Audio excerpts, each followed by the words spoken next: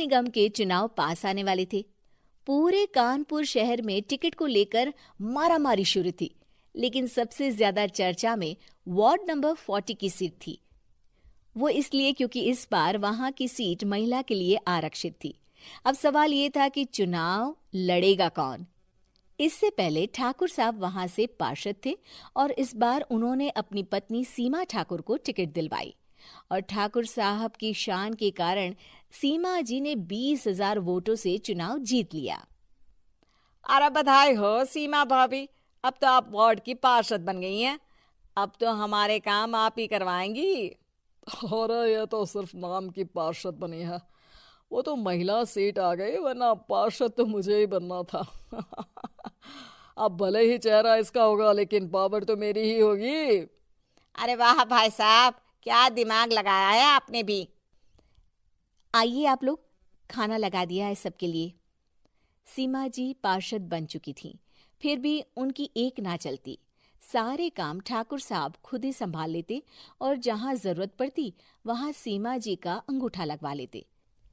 सीमा जी ज्यादा पढ़ी लिखी भी नहीं थी।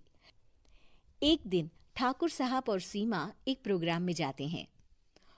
अरे ठाकुर साहब, आप आ गए। ओहो, पार्षद मैडम भी आ गई हैं। स्वागत है आप दोनों का। लगता है हमारे पार्षद फंड का सही इस्तेमाल हो रहा है। चलिए अब उद्घाटन करते हैं। ये लीजिए ठाकुर साहब कैची, आप ही सबसे पहले प्रवेश कीजिए। सब लोग आगे निकल जाते हैं और सीमा जी पार्षद होने के बावजूद भी पीछे खड़ी रह जाती हैं। वो देखती हैं कि वेलकम बोर्ड पर उनका नाम है, लेकिन महिला होने के कारण कोई उनका सम्मान नहीं कर रहा। अगले दिन एक आदमी उनके घर आता है। अरे ठाकुर साहब नमस्कार। कल ना हम नोटिस किए कि हमारा घर तो अवैध है और नगर निगम वाले उसे तोड़ने आ रहे हैं। अरे कुछ कीजिए ना ठाकुर साहब। देखो भाई, मैं तो ज्यादा कुछ कर नहीं सकता, पर अगर तुम सबकी जेब गर्म कर दो तो कुछ हो सकता है। कुल मिलाकर 4 लाख लगेंगे। अरे 4 लाख ठाकुर साहब? अरे भाई, मैं अपने लिए नहीं मांग रहा हूँ। दरोगा है, इंजीनियर बाबू है, बड़े साहब है, सबको देना पड़ता है ना थोड़ा थोड़ा। बोलो है मंजूर? तभी वहां अचानक सीमा जी आ जाती हैं। अरे ये आप क्या कर रहे हैं? पहले इन्हीं लोगों से तो आपने वोट मांगे, अब इनसे ही पैसे ले रहे हो। अरे चुप रहो तुम।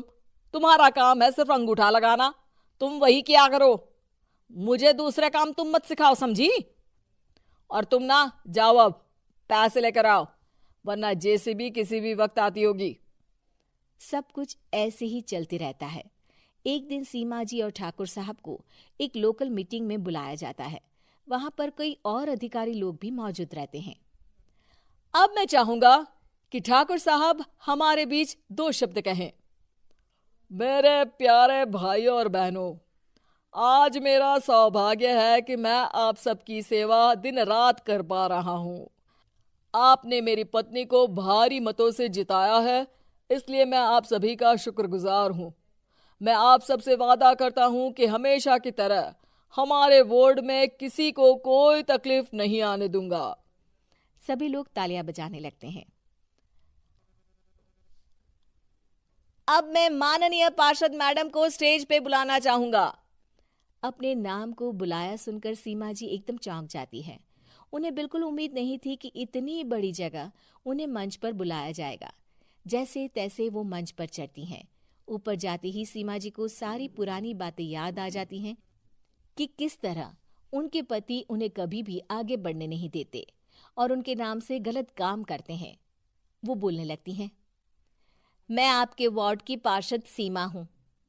आप में से बहुत कम लोग ही मुझे जानते होंगे, क्योंकि इससे पहले मुझे कभी ऐसा मौका ही नहीं मिला।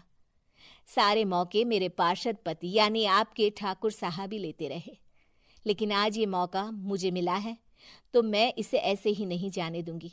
मैं आपको ये बताना चाहती हूँ कि आपके ठाकुर साहब मेरे नाम की आड़ में गैर कानूनी काम करते हैं, जिस पर अंगूठों के निशान मेरे होते थे। इसीलिए मैं अपनी गलती मानती हूँ और आज अपने पद से इस्तीफा देती हूँ, ताकि आगे से कोई गलत काम ना हो पाए।